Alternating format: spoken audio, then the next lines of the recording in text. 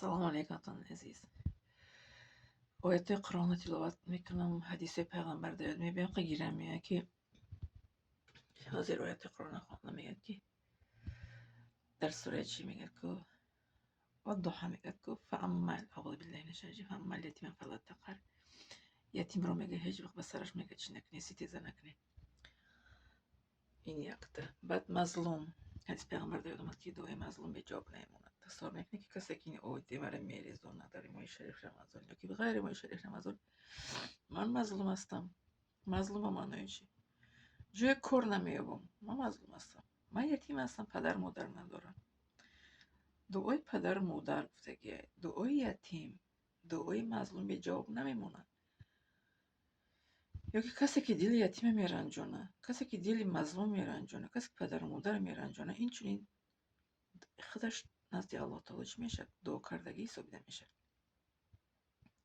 برای همین هیچگاه نباید که یک مظلوم مثل من کسی مثال تهدید کنه یا که ترسونه یا که بگه که ما میکشیم، مثال حکم قتل باشه کسی، مثال یا که کسی گویا که ردگی جا بیوی مشت بزنیم شتر کارش کنیم که زنکش بگیره دیگه در اینترنت برآمد نکنه. من هم یتیم هستم، هم مظلوم هستم. کسانی که بزیدی من هستن مرا میسا که یکون بدی میخواهن، از بدیاتون دست کشین. الله تعالی میبینه کسی که مرا میسا که بدی کردنی هست. من یک از قرضدار بودم در تاجیکستان، برای هم تهدید کرد، ترسون که من از مرا آدمی گنده نیسته. و باید شکستی شروع خوردم و شاگردم بود، دانشگاه استودنت که دختر بود، هم خیلی قرض گرفته و مرا تهدید کرد، مرا اگرژت کرد، گفت پس تبیتت میکنم. من دعا نکردم، سخت رنجیدم برای که من سوم خودم محتاج بودم، سوم مرا گرفته، سوم نکردم. برام هیچ کسی که کسی باید که قصد نگیرین، تهدید نکنین، بدبینی نکنین که الله تعالی بعد غضبش نمیگیره. بله، برای که دعای مظلوم، دعای یتیم، دعای پدر مادر به جواب نمیمونه. این وعده الله تعالی، وعده سخنهای پیغمبر صلی الله علیه و واسطه خالقش الله تعالی میگوشد. در همین دنیا انسان میگیرد جزوش. کسی که پدر مادر دعاش گرفت، پدر مادر که او را آخ کرد میسوزن، خلاص در همین دنیا جزوش میگیره فرزند. کسی که یتیمی را رنجونید همین دعا میگیره، در همین دنیا میگیره جزوش. کسی که مظلومی را که ظلم کرد، ظالمی کرد، در همین دنیا جزوش میگیره، بود در نزد الله تعالی با وجه جزایی بو علاوه داده میشه. برای همین هوشیار باشین. کسایی که مرا میشنوین هوشیار باشین، به پدر مادر ظلم نکنین.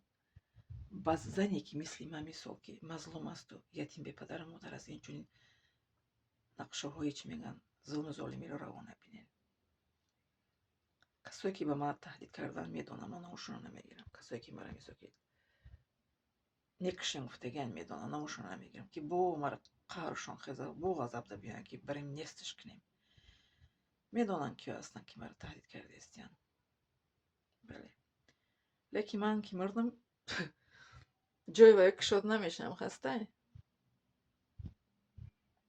و جای که انسان ها خرسان شما که یک زنی مثل که مادریمو تاجیک هموطنیمو، مثل خالایمو، امایمو، اپایمو، خواهریمو یک پیشروی داره، حسد، بخیلی و بدبینی و کریتیکا و همه جگه ایش پای هم میآید.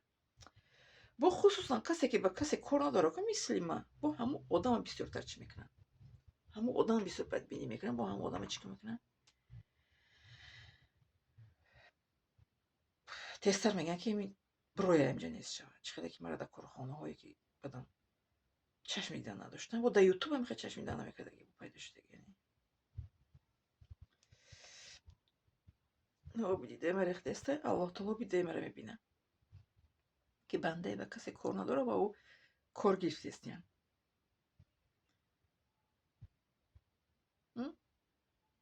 من در پیش شما حیات نامش رکته برکته نقل کردن نمیستم بوده که برای چی همین خیلی آدم ها مرا وی میکنن. یکیم الله تعالی گفته که کسی را ظلم نکنید، یتیمی را نرنجانید و پدر و مادر را نرنجانید، که دعای سه نمود انسان ها به جواب نمیموند و دل سه نمود انسان ها رنجاندگی هم انسان که رنجوند ظلم کرده اطاعت پدر مادر نکرد میگیره جزاشو در دنیا و در قیامت. انشاءالله زنده سالم خونه و سلامت باشیم. می‌دارم شما